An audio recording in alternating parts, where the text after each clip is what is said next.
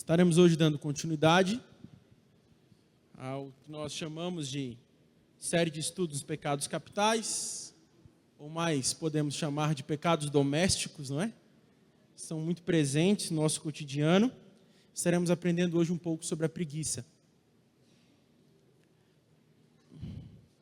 Números 32, versículos 1 ao 12. Faremos uma leitura responsiva, porque é um texto um pouco extenso. Então, para que todos participem da leitura e não fique algo enfadonho, tá bom? Então, faremos uma leitura responsiva, lendo o primeiro verso, vocês o segundo, e assim até o versículo 12.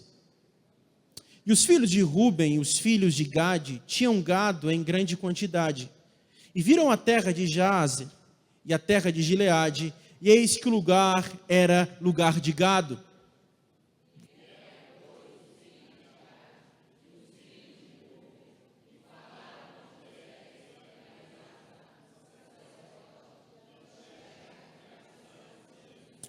E a Atarote, e Dibon, e Jazer, e Ninra, e Esbom, e Eliale, e Sebã, e Nebo, e Beon.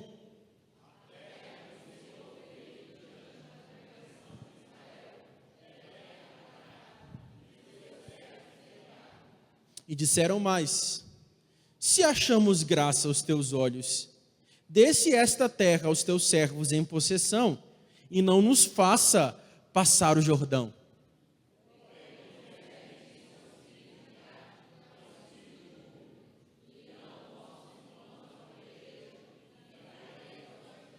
Por que, pois, desencorajais o coração dos filhos de Israel, para que não passem a terra que o Senhor lhes tem dado?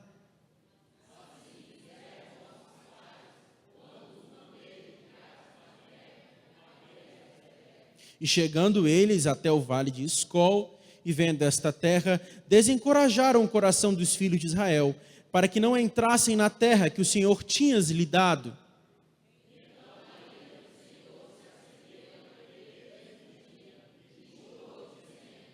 Que os homens que subiram do Egito, de 20 anos para cima, e não verão a terra que jurei a Abraão, a Isaque e a Jacó, porquanto não perseveraram em seguir-me.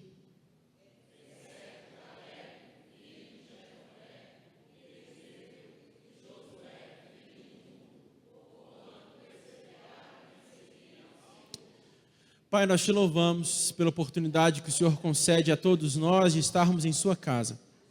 Nos ajude a expor a tua palavra e assim falarmos da preguiça. Nos ajude e assim nos instrua, nos admoeste para a glória de Cristo Jesus. Amém e amém. Quem for salvo pode sentar dando glória a Deus e aleluia.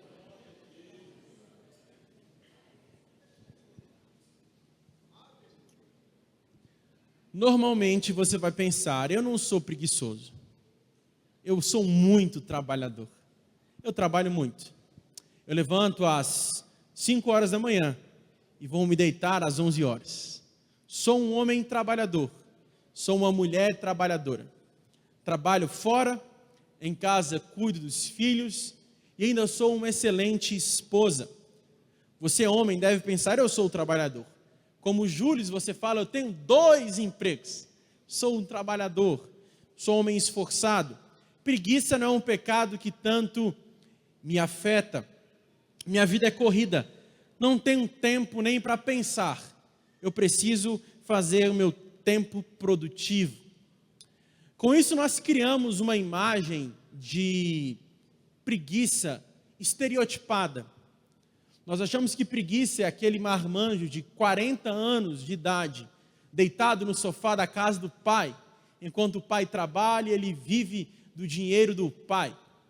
Ou nós temos a impressão daquela figura dentro do reino animal, o chamado bicho preguiça.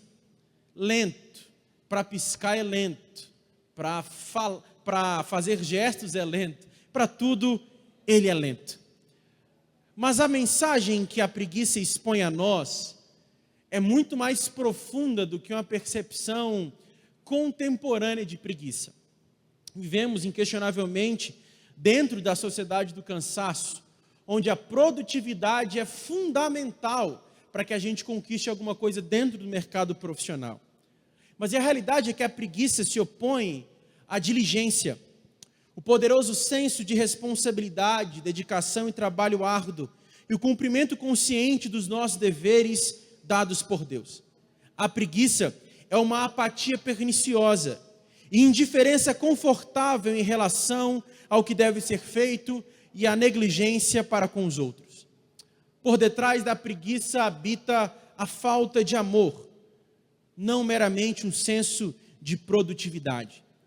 Por nós entendermos preguiça, nós precisamos voltar alguns séculos atrás, onde nós falamos de Idade Média, onde dentro da Idade Média houveram alguns movimentos, até anteriores à Idade Média, dentro do monasticismo, onde os chamados pais do deserto e mães do deserto viviam uma vida asceta, e ali eles pensaram um pouco sobre a preguiça. Esses monges e freiras viam este vício espiritual como uma doença grave, expressada através do desânimo, sentimento de opressão e até mesmo desgosto. A falta de esforço físico nada mais é do que um pequeno sintoma que assolava o coração daqueles homens e mulheres. A preguiça envolve a resistência interna e a frieza em relação à nossa vocação e práticas espirituais, demarcada pela aversão, desgosto, abatimento, opressão e inquietação. Ou seja, o preguiçoso é aquele indivíduo que rejeita o fardo leve de Cristo Jesus, rejeita a graça, rejeita uma vida de descanso na pessoa e obra do Senhor. Não tem nada a ver com uma percepção de apatia para com a vida. Na verdade, a preguiça não é a mera inatividade física ou a falta de esforço, mas um efeito e expressão da nossa condição interna em rejeitarmos os chamados da graça para uma vida disciplinada. Na verdade, a preguiça é o descontentamento interno e a resistência ao chamado espiritual, ameaçando minar a nossa identidade e corroendo o nosso compromisso com Deus. E aqui eu quero levantar 5 pontos para que a gente entenda melhor o que é a preguiça. Primeiro, a preguiça ela é oposta à nossa santificação. A preguiça é oposta à santificação. Tomás de Aquino fala uma frase que é a seguinte: a preguiça é a tristeza pelo bem espiritual divino em nós. A preguiça é a tristeza pelo bem espiritual divino em nós. Quando Cristo vive em nós, o Espírito transforma o nosso ser, nos revestindo de um novo homem. As coisas velhas se passaram e eis que tudo se fez novo. Abra sua Bíblia comigo. Efésios capítulo 4, versículo 24. E posteriormente, Colossenses capítulo 3, versículo de número 10. Efésios 4, 24. Vamos acompanhar aqui com a mídia, para que todos possam fazer essa leitura de maneira uníssona. Efésios 4, 24. E revistais o novo homem, que segundo Deus é criado em verdadeira justiça e santidade. Colossenses 3, 10. Epístola de Paulo aos Colossos, capítulo 3, versículo 10. E vos visteis do novo, que se renova para o conhecimento, segundo a imagem daquele que o criou. O Espírito Santo não aparecerá na minha e na sua vida numa madrugada, com uma vara mágica tocando na sua cabeça e falando, plim, plim, haja santidade. Nada disso. Quando nós aprendemos um pouco da ordem da salvação, ou ordo salutis, nós aprendemos que a santificação é um processo, diferentemente da regeneração, que é um ato, da justificação também, que é um ato, que a adoção é um ato, a santificação é um processo não chamado comumente como monergista, mas um processo sinergista, em que cabe a nós a rejeição das nossas vontades. Cabe a nós abandonarmos o nosso bem-querer, a fim de abraçarmos essa nova identidade em Cristo. O que significa, então, que a santidade é um projeto de gerar em nós a identidade de Cristo. E isso dura uma vida inteira. Nós estamos numa grande corrida, e esta corrida perdurará por toda a nossa existência. Santidade e santificação não é uma corrida de 100 metros, mas é uma maratona que dura a vida inteira. Há uma escritora que diz o seguinte, faz uma comparação entre a santidade e o amor conjugal, dizendo: o amor conjugal é eterno, mas também é diário. Tão diário e pouco romântico quanto cuidar de casa. O que ela quer dizer é o seguinte, que a vida conjugal não é uma vida marcada somente por paixões e romances, mas uma vida marcada pela ordinariedade, uma vida marcada pelo pão sentado à mesa cotidianamente. Portanto, a santidade também é exatamente isso. Uma vida marcada pela ordinariedade, uma vida marcada não pelo romanticismo de uma vida marcada por êxtases, mas uma vida denominada pela ordinariedade.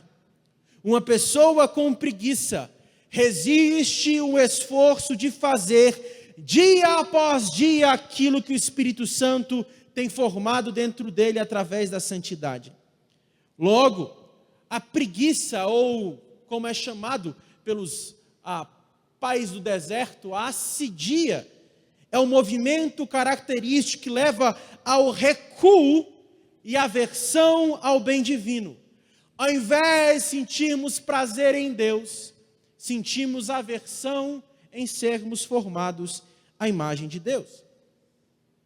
Eu gosto de usar essa expressão, que nós vivemos entre o já e o ainda não. Jesus Cristo já veio, mas ainda não consumou a sua obra. Nós já estamos em santidade, mas nós não estamos glorificados. Nós estamos entre o já e o ainda não. Nós estamos entre a promessa da consumação e a realidade da santificação. O que significa isso para mim e para você? Nós estamos vivendo um processo. E é durante este processo que a preguiça habita. A preguiça não é meramente o cansaço físico, a apatia física, não nada disso.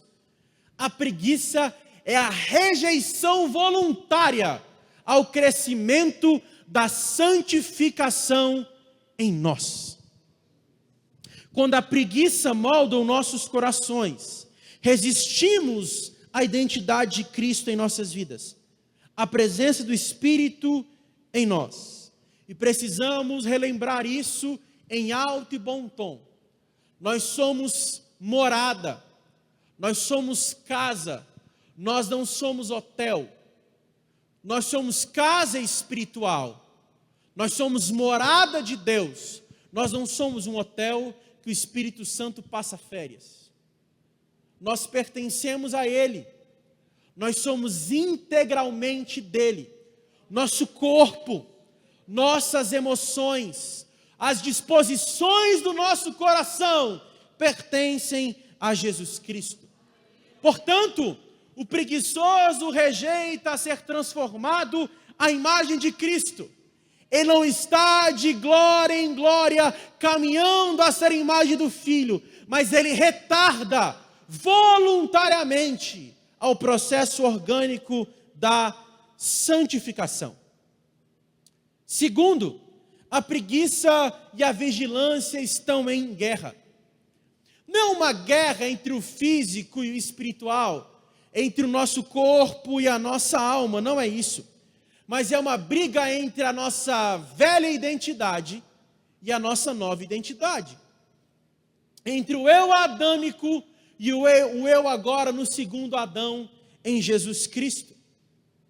O crescimento, ele é orgânico, irmãos. A santificação, ela é orgânica. O que eu quero dizer com isso é algo simples. Se você planta uma boa semente, e aquela semente tem uma gene boa, automaticamente, naturalmente, ela irá crescer, irá produzir frutos. O que isso significa? É que se aquela boa semente não produz fruto, é porque há um problema na organicidade daquele gene. Quando o Espírito habita em nós, quando o Espírito faz morada em nosso coração, através do ato da conversão, automaticamente nós precisamos crescer. Não é um crescimento exponencial muitas vezes, mas é um crescimento paulatino, mais constante. Se nós não crescemos em santidade, nós caminhamos a passos largos para uma futura apostasia. Precisamos crescer em santidade todos os dias. Nós precisamos ser mais crentes hoje do que éramos ontem, e amanhã mais do que somos hoje. Como diz Martim Lutero, vivamos como se Cristo tivesse morrido ontem, ressuscitado hoje e fosse voltar amanhã. É orgânico. A preguiça marca o nosso caráter e rejeita esse relacionamento como o caminho para encontrar a realização, não na pessoa de Cristo, mas as nossas próprias satisfações pessoais. Tentamos nos contentar com o que nós não somos mais, com o velho homem. A preguiça, então, é quando uma pessoa tem um tremendo esforço em contrariar a obra do Espírito Santo. Perceba que a mera preguiça física, a apatia, o esmorecimento do corpo é a externalização de uma apatia interna, um esmorecimento interno, um desgosto e uma aversão à obra do Espírito. Terceiro, a preguiça se opõe ao amor sacrificial. Deixamos de atender o chamado para amar a Deus e segui-lo de todo o nosso coração. Pelo contrário, recuamos e optamos pela estagnação ao invés do amadurecimento. Ficamos confortáveis com uma vida de escassez e de mediocridade. O preguiçoso acostumou-se com uma vida espiritual medíocre e escassa, árida, sem vida. O preguiçoso é aquele indivíduo que negligenciou a obra da graça, endureceu o seu coração para a mudança do espírito e rejeitou uma vida sacrificial, vivendo então uma escassez demarcada pelo amor barato e meramente ilusório da superficialidade da vida cristã. A preguiça nos atrai quando queremos a segurança de ter o amor de Deus, sem uma disposição contínua de nos entregar à sua vontade. Eu quero o conforto e a segurança da salvação, mas eu não quero abrir mão da minha carne. Perceba que eu estou tentando aqui trazer uma nova percepção da preguiça. Não meramente a apatia corporal, mas uma apatia espiritual. É aquele indivíduo que diz que ama a Deus, mas não rejeita as suas paixões. Aquele que quer vir após mim, ame-se a si mesmo? É isso? Faça a sua vontade? É isso que diz? Não. Negue-se a si mesmo. Não é todo dia que você vai acordar empolgado para ler a Bíblia. Não é todo dia que você levantará às 3 horas da manhã empolgado para buscar o Senhor. Mas isso não significa que nós não devemos fazer. E desde quando nós só fazemos aquilo que nós gostamos? Quem faz o que gosta é bebê, recém-nascido. Ele faz o que ele gosta, comer e dormir. Quando chegou a determinada idade, já não tem mais vontade. A vontade é fazer aquilo que o pai estabeleceu. Mas eu quero. É a minha vontade. E daí? Ah não, hoje eu vou passar o dia inteiro na frente da TV vendo Netflix. Quem dera pudéssemos. Hoje eu vou passar o dia inteiro jogando FIFA 24. Vou passar o dia inteiro vendo jogo de futebol. Vou maratonar uma série. E desde quando você faz o que você quer? Você faz aquilo que você precisa fazer.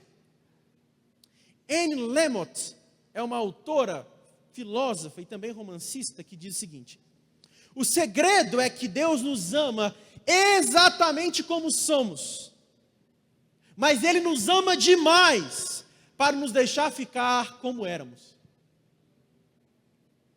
Aqueles que têm um vício da preguiça opõem-se à inevitabilidade da graça e da santificação. Para que algo novo nasça, o velho precisa ser sepultado.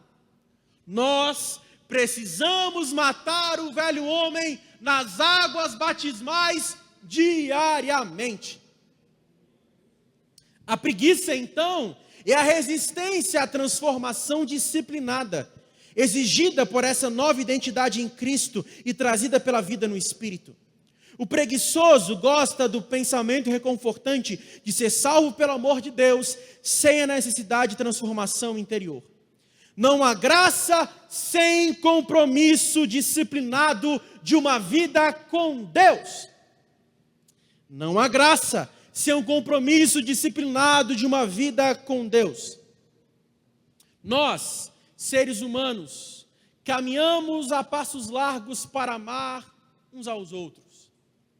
Somos chamados para uma vida comunitária. Apesar do pecado a usurpar este amor fraternal, a graça comum manifesta-se muitas vezes através da generosidade. Abra sua Bíblia comigo. 1 Tessalonicenses, capítulo 4, versículos 9 e versículo 10. Quando, porém, o amor fraternal, não necessitais de que vos escreva, visto que vós mesmos estáis instruídos por Deus que vos ameis uns aos outros. Ou seja, o povo amava. O povo era crente. Eles amavam uns aos outros. Mas Paulo prossegue dizendo: porque também já assim o fazeis para com todos os irmãos que estão por toda a Macedônia. Exortamo-vos, porém, que ainda nisso aumenteis cada vez mais. Ou seja, eu sei que vocês se amam. Eu sei que vocês estão caminhando a passos largos para o amor fraternal. Eu tenho ciência disso, mas vocês precisam se amar cada vez mais. O preguiçoso prefere, além da asfixia espiritual, as dores do parto de uma nova vida. Na perversidade de seu pecado, ele busca a tristeza em vez da plenitude no Espírito. O Senhor Jesus gera em nós diariamente a sua imagem, sendo assim transformados de glória em glória na pessoa de Cristo. Mas o preguiçoso rejeita voluntariamente em amar o seu próximo. Jesus fala-nos no Sermão do Monte algo esplêndido, dizendo: se alguém te pedir a capa, dá também a túnica. Se alguém te bater numa face, vire a outra. Se alguém te convidar para andar 1 milha, ande 2 milhas. Portanto, A preguiça é contrária ao amor sacrificial. Quarto, a preguiça nos impede de sermos quem Deus quer que a gente seja. A pessoa preguiçosa tende a lidar com a realidade através de uma fuga emocional, não meramente uma disposição. O preguiçoso passa pela vida sem gozar da grandeza da graça. O preguiçoso passa pela vida sem frutificar. Ele fica preso entre um eu que ele não pode suportar e um eu que não pode se tornar. O preguiçoso rouba de Deus o tempo que Deus deu. Eu vou repetir isso aqui, porque quando eu estava estudando hoje, nem acreditei que eu pensei nessa frase. O preguiçoso rouba de Deus o tempo que Deus lhe deu. Paulo, escrevendo aos Efésios, se não me falha a memória, ele diz que nós precisamos aprender a remir o tempo. Deus te deu 24 horas num dia, 365 dias num ano. Para quê? Para ver a vida passar diante de você e você não frutificar nada, você não produzir nada. É isso? Não, nada disso. O preguiçoso rouba o tempo que Deus lhe deu. Por isso, nós precisamos viver uma vida intencional. Todo dia é uma oportunidade concedida por Deus de derramar graça na vida do próximo. Todo dia é uma oportunidade que Deus te deu de derramarmos generosidade, amor, fraternidade, esperança, benignidade, benevolência, domínio próprio.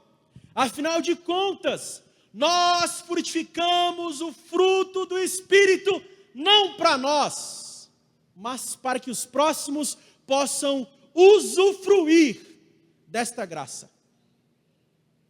Uma árvore não se alimenta do próprio fruto que ela produz, mas ela alimenta a outros.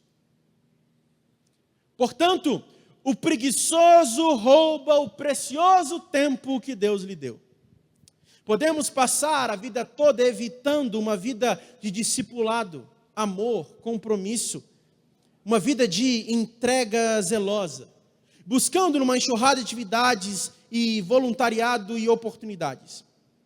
A preguiça não é meramente uma apatia, mas a mudança dos nossos afetos. É trocar o prazer em Deus pelo prazer efêmero. A pessoa com preguiça insiste em sua própria visão do que é pesado, seguindo a sua própria vontade, a sua maneira, e buscando o seu pseudo-descanso. Ao invés dele repousar e descansar em Cristo, ele repousa e descansa na sua apatia espiritual. Mateus capítulo 11, versículos 28 ao 30.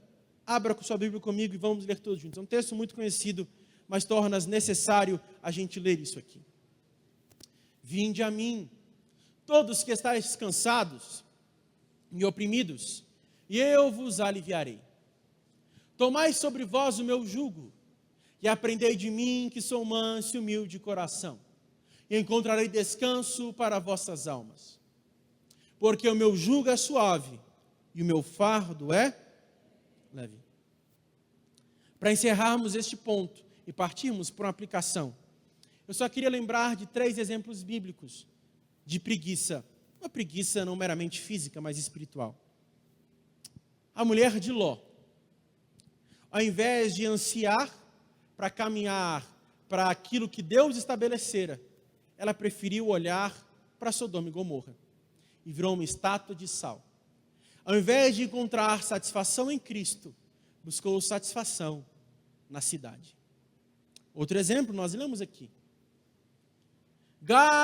Os filhos de Gade e Rúben preferiram habitar nas terras que não pertenciam a eles, nos desertos sombrios e apáticos, do que cruzar o Jordão e tomar por posse Canaã. Acho que você não percebeu o perigo da preguiça espiritual.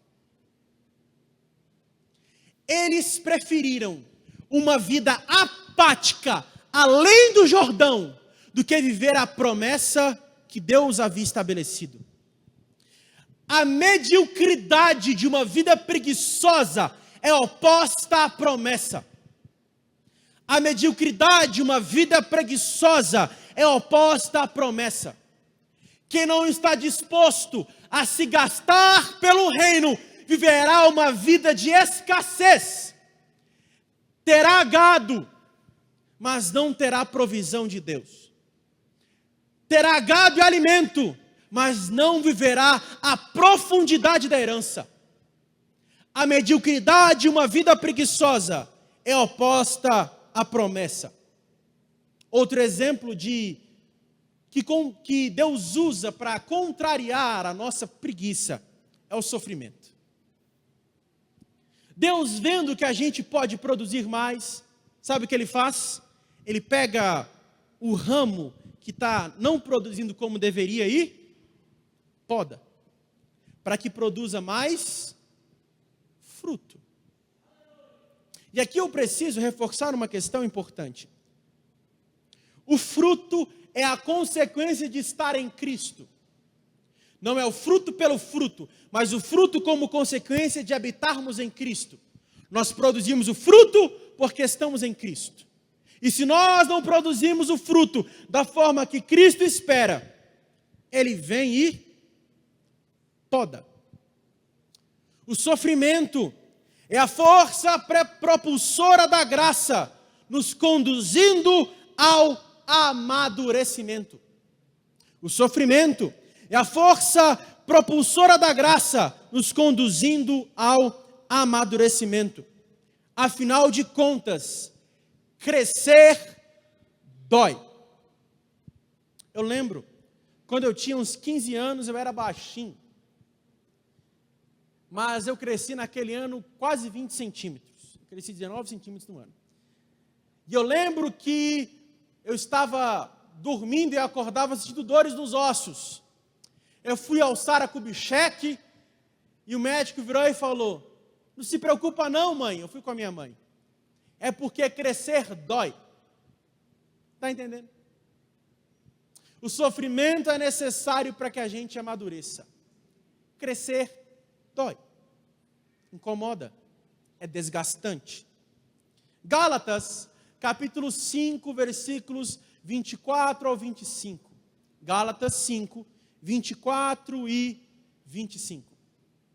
Olha o tamanho do sofrimento que é vivermos uma vida que glorifica a Deus. Sofrimento porque é angustiante. E a figura de Paulo diz: os que estão em Cristo crucificaram a carne. Isso é bom, irmão? Pecar é bom, gente. Se pecar fosse ruim, ninguém pecava. Mas os que são de Cristo crucificaram. É algo lento. É algo doloroso. É algo paulatino, porque a morte por crucificação, ela é processual. É lento. Vivermos uma vida para a glória de Deus é uma vida de crucificação da nossa carne, com as paixões e concupiscências. 25. Se vivemos em espírito, andemos também em espírito. E aqui está o único remédio para vencermos a preguiça. Nós lemos em Números 32. Perseverança. Disciplina. A perseverança contraria o nosso desejo de evitar ou fugir do que somos chamados a ser e fazer. Podemos resistir ao vício da preguiça aceitando e permanecendo comprometidos com a nossa verdadeira vocação espiritual, independentemente de fazer o que for necessário. Nós precisamos ficar no querite, lugar de poda, mesmo que o ribeiro tenha secado. Entendeu? Deus falou para Elias: Elias, vai para o Querite. E ele vai para o Querite. Mas ele bebeu todo o ribeiro. Mas ele ficou no Querite até que Deus mandasse ele sair. Perseverança. Precisamos estar onde Deus nos colocou, independentemente se o ribeiro secar. Perseverança é a decisão de estarmos engajados no processo de nos livrar do antigo eu, dos amores mundanos, enquanto aprendemos a desfrutar da comunhão com Deus. Salmo 27, verso 14. Salmo 27, verso 14. Espera no Senhor, anima-te, Ele fortalecerá o teu coração. Espera, pois, no Senhor. A vida é como as fases da lua. Não vai estar cheia todo dia. Vai ter hora que vai minguar, minguante, semi-minguante, um quarto de minguante, e por assim diante. A vida é como as fases da lua, ou como as estações. Nem todos nós veremos um eterno verão. Às vezes, enfrentaremos invernos rigorosos, mas precisamos saber que sempre após o inverno, florescerá a beleza da primavera. Portanto, espera, anima-te, porque o Senhor fortalecerá o seu coração. O que precisamos para combater o cansaço diário da nossa carne é o compromisso constante e a disciplina em Cristo. Devemos ser disciplinados e continuar a agir em momentos de baixa motivação, porque eu já disse, não é todo dia que você vai acordar querendo mudar o mundo e virá-lo de ponta cabeça. Precisamos criar disposições para responder e sentir de forma adequada aquilo que Deus está nos ordenando.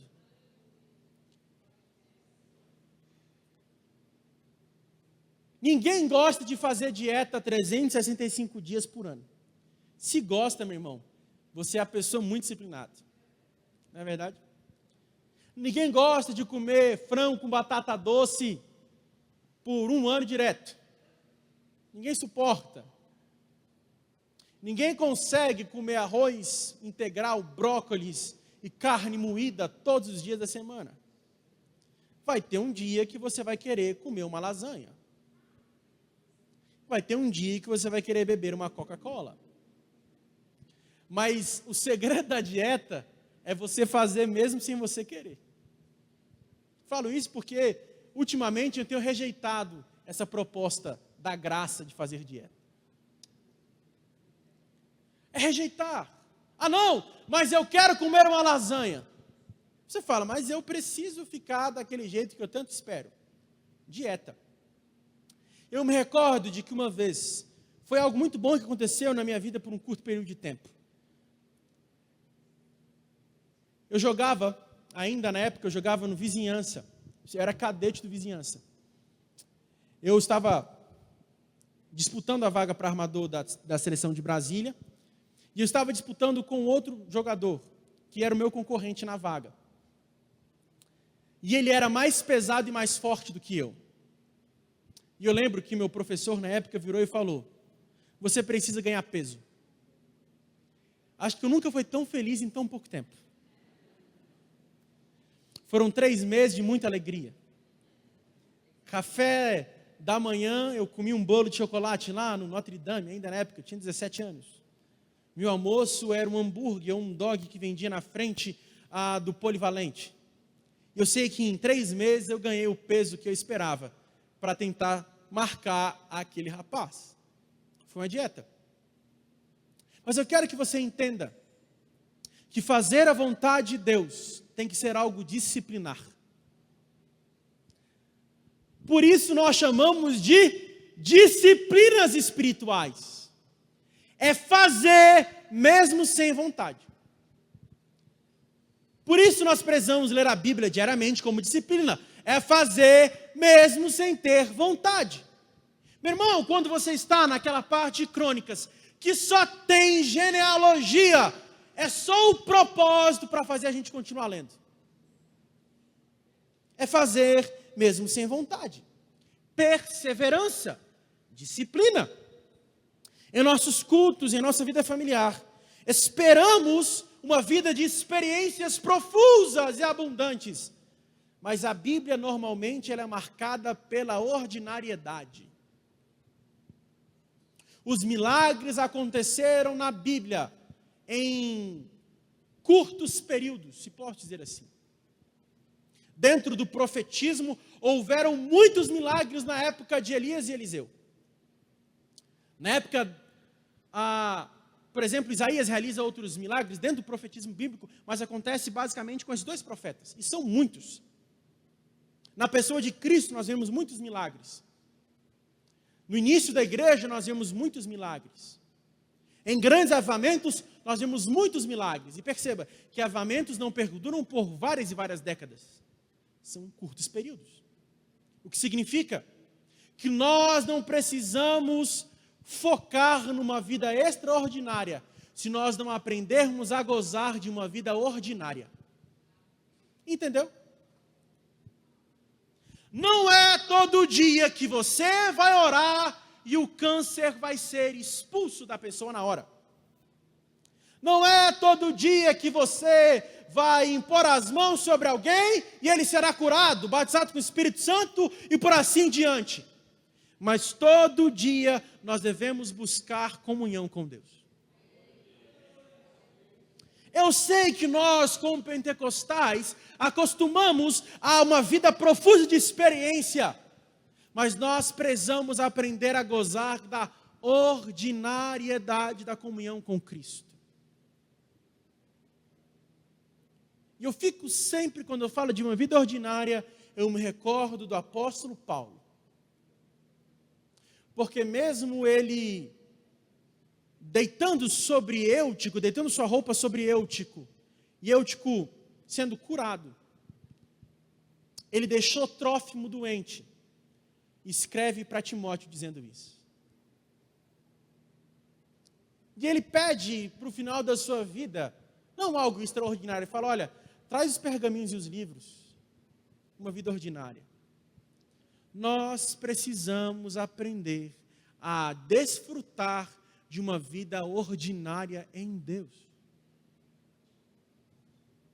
Porque não é todo dia que você vai dar conta de correr. Mas mesmo que você perca o volume, você precisa continuar caminhando ordinariamente. Ser cristão é aceitar o chamado extraordinário da graça para viver uma vida ordinária com Deus. Ser cristão é aceitar o chamado extraordinário da graça para viver uma vida ordinária com Deus. Um vento forte não sacode uma árvore que está bem enraizada. Assim, a preguiça não dobra uma alma que está firmada na disciplina espiritual. Precisamos morar na presença de Deus, buscar a sua face, assim renovando o nosso gosto pela doçura espiritual. Com a ajuda do Espírito, podemos passar da indiferença, da apatia, da aversão e do desânimo para uma vida caudalosa, abundante e superlativa da ordinariedade. Concluindo, a preguiça nos faz viver como pessoas lutando contra a obra do Espírito, construindo uma barreira contra a santidade.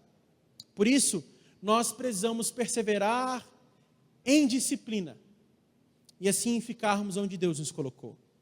E eu termino com uma frase que diz o seguinte: e assim, o verdadeiro atleta de Cristo, que deseja engajar-se fielmente na luta pela perfeição, deve lutar de ambos os lados contra este espírito perverso da preguiça, de forma que não seja abatido pela espada do sono e desmorone, nem seja expulso do baluarte e saia em fuga. E eu queria ler com você, 1 Coríntios, capítulo de número 15, versículo de número 58. Você sabe de cor. Portanto, meus amados irmãos, sejam firmes e constantes, sempre abundantes na obra do Senhor, sabendo que o vosso trabalho não é vão no Senhor. Sejam firmes e constantes. Coloque de pé. Vamos fazer uma oração. Eu queria dizer algo para você nessa noite. Se você não aprendeu nada do que eu falei aqui, eu só vou reforçar isso. Pregue o evangelho para você mesmo todos os dias. Pregue o evangelho para você mesmo todos os dias. Quando desânimo vier, cite o Salmo 42 dizendo: por que te perturbas dentro de mim? Espera em Deus, pois ainda me alegrarei. Pregue o evangelho para você mesmo todos os dias. Viva as promessas espirituais do evangelho todos os dias. Abandone a preguiça e apegue-se a uma vida de abundância.